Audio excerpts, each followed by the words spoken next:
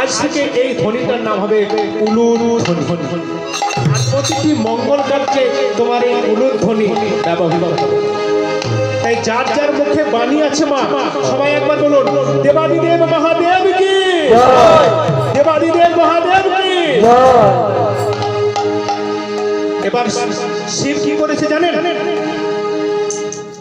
সতীর সেই মৃত দেহটি অগ্নিকুণ্ড থেকে তুলে আর নিজের কন্ধে করে নিয়ে আর আজ কি করেছে? ওগো সতীর দেহ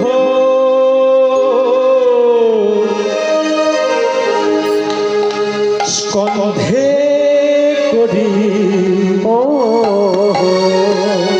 দেখুন মায়েরা, আজ নাচেন মহাকাল, সতীর দেহ কন্ধে করি নাচেন মহাকাল, সতীর দেহ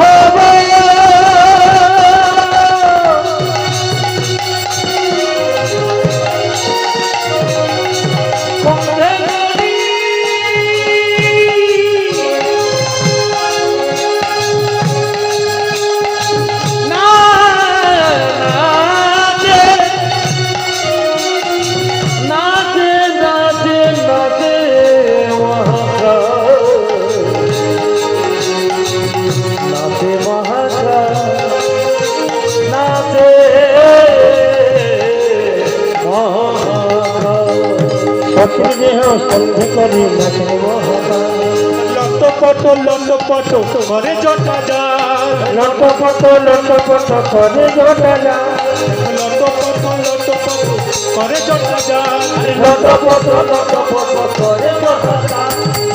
বরণেতে পাখির চাল হাড়ের মালা গলে, বরণেতে পাখির চাল হাড়ের মালা গলে, বরণেতে পাখির ছাল হাড়ের মালা গলে, বরণেতে হাড়ের মালা গলে।